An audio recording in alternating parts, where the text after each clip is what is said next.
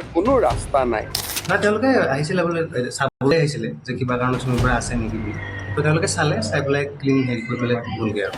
মই বিশেষকৈ কৈছে যে মই গাড়ী চলাই পেলাই কাৰোবাক লৈ আহিছোঁ, মই গাড়ী চলাবই নাজানো, কাৰণ আজিলৈকে ষ্টেৰিঙে ধৰি পোৱা নাই। গোটেই চক্ৰটোক উৎখাত কৰাৰ বাবে আমি চেষ্টা কৰিম।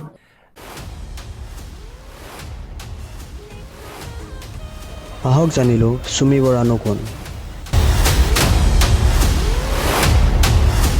অসমৰ এগৰাকী অভিনেত্ৰী আৰু নৃত্য পৰিচালক চুমি বৰুৱা।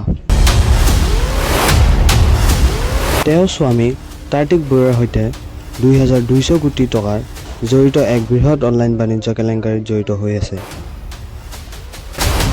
বিশাল ফুকৰ নামৰ এজন ব্যক্তিৰ নেতৃত্বত এই কেলেংকাৰীটোৱে মাত্ৰ 2 মাহত 30% উচ্চ লাভৰ প্ৰতিশ্ৰুতি দি 1500ৰো অধিক বিনিয়োগৰাকী প্ৰবঞ্চনা কৰিছিল।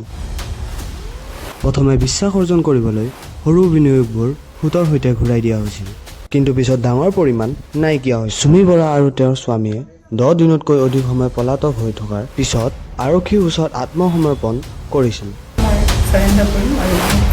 খবৰ পোৱা গৈছিল যে তেওঁ 20 কোটি ধৰি গুৰুত্বপূৰ্ণ লাভালাভ লাভ কৰিছিল আৰু ফুকনে আনকি তেওঁৰ বিয়াৰ বাবে পুঁজি যোগান ধৰিছিল।